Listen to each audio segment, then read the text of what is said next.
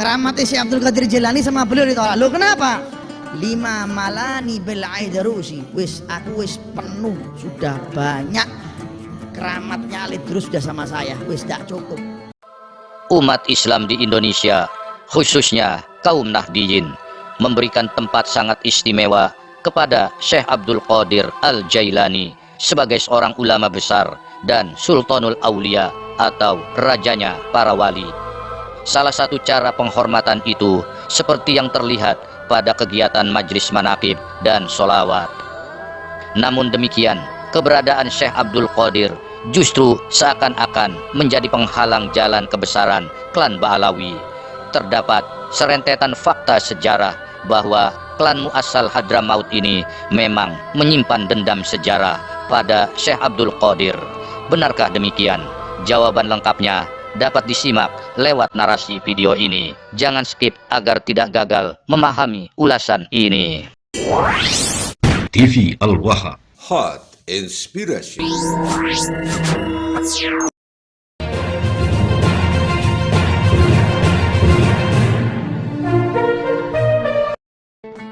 Pada abad ke-12 Masehi, dunia Islam sedang berkecamuk.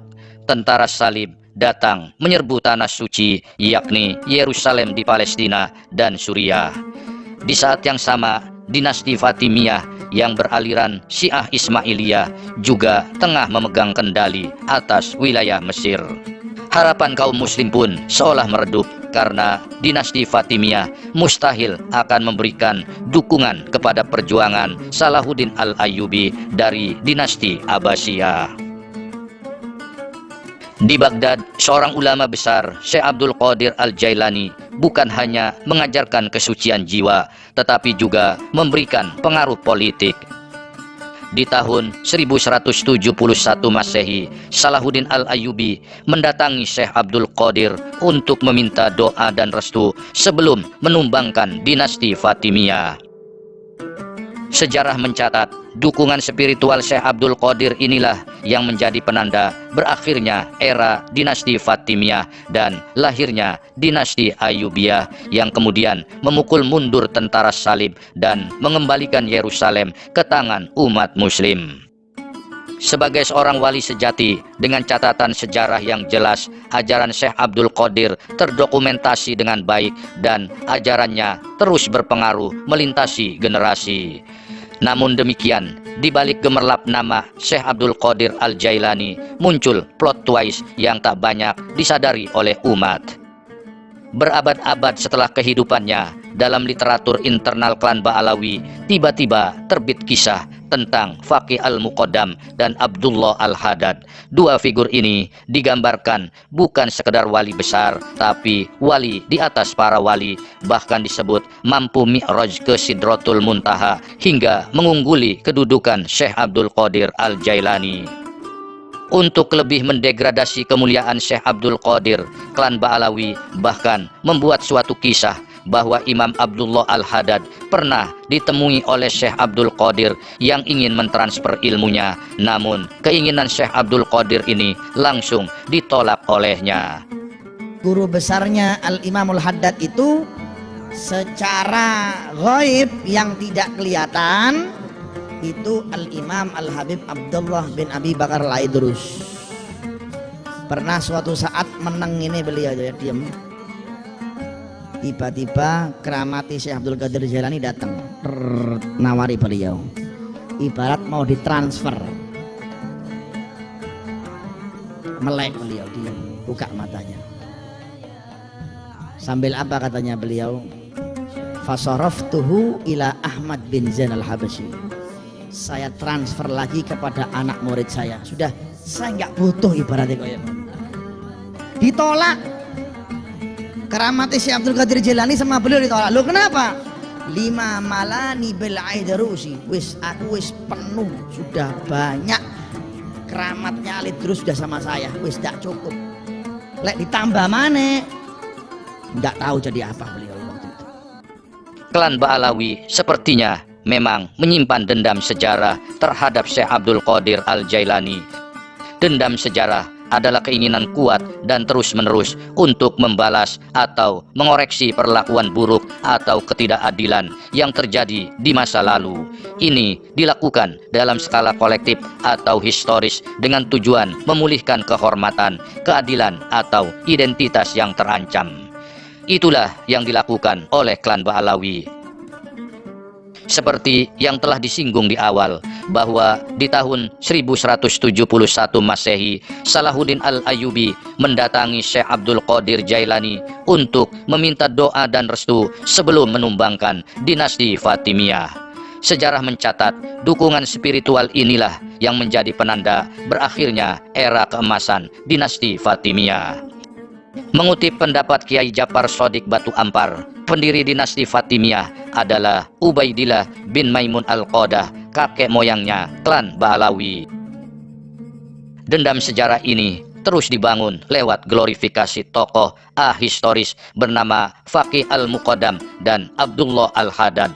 Nama mereka pertama kali terdengar dalam kitab Al-Burqatul Musyikoh karya Ali As-Sakron di abad ke-9 Hijriah. Dengan mengutip cerita dari kakeknya, Ali As-Sakron membangun kisah Faqih Muqaddam yang karomahnya melebihi Syekh Abdul Qadir Al-Jailani. Kisahnya dikemas sebagai sosok wali super yang secara halus menyaingi aura kewalian Syekh Abdul Qadir. Padahal catatan historis Faqih Al-Muqaddam maupun Abdullah Al-Haddad nyaris nihil di luar lingkungan internal klan Ba'alawi sendiri.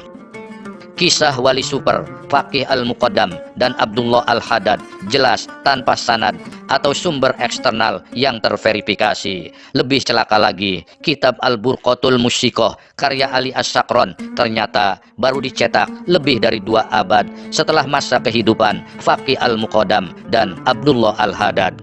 Jika menurut standar ilmu hadis, riwayat seperti ini tergolong maudhu alias palsu. Anehnya, justru dari kitab Al-Burqah itulah lahir glorifikasi besar terhadap 2 datuk Ba'alawi ini yang seolah-olah memang dipersiapkan untuk mendegradasi keagungan Syekh Abdul Qadir Al-Jailani. Guna menguatkan ulasan ini, berikut disajikan analisa perbandingan faktual antara Syekh Abdul Qadir Al-Jailani versus Faqih Al-Muqaddam dan Abdullah Al-Haddad. Pertama, dokumentasi sejarah. Syekh Abdul Qadir Al-Jailani tercatat luas, Faqih Al-Muqaddam dan Abdullah Al-Haddad hanya bersumber dari kitab-kitab internal Ba'alawi. Kedua, pengaruh. Syekh Abdul Qadir memimpin tarekat yang menyebar ke dunia Islam, sedangkan 2 tokoh klan Ba'alawi tersebut pengaruhnya sangat terbatas di internal mereka. Ketiga, karomah. Syekh Abdul Qadir dikenal karena spiritualitasnya tanpa kontroversi Mi'raj ke Sidratul Muntaha, sedangkan 2 tokoh Ba'alawi justru disebut mempunyai karomah fantastis, dapat bermi'raj ke Sidratul Muntaha dalam keadaan sadar sehingga menuai tuduhan jindik. Keempat, peran nyata dalam sejarah Islam. Syekh Abdul Qadir berperan dalam sejarah politik Islam, sedangkan kedua tokoh Ba'alawi itu nihil jejak sejarah. Sejarahnya sama sekali tidak tercatat dari sumber eksternal. Yang kelima, dan ini paling penting, adalah karya kitab. Menurut para peneliti, tak kurang ada 15 judul kitab yang ditulis oleh Syekh Abdul Qadir Al-Jailani. 2 karyanya yang paling populer adalah Al-Gunyah Lit-Talibi Thariqatul Haq dan Futuhul Ghaib. Kedua kitab ini diajarkan luas di dunia pendidikan Islam, sementara kedua datuk klan Ba'alawi itu sama sekali tak mewariskan selembar karya pun. Pada akhirnya, plot twist ini memunculkan pertanyaan yang sangat tajam. Apakah benar kemunculan atau dimunculkannya Faqih Al-Muqaddam dan Abdullah Al-Haddad hanyalah upaya simbolik untuk mendegradasi pengaruh Syekh Abdul Qadir Jailani dan mengangkat gengsi spiritual klan Ba'alawi, atau memang ada fakta sejarah yang masih tersembunyi?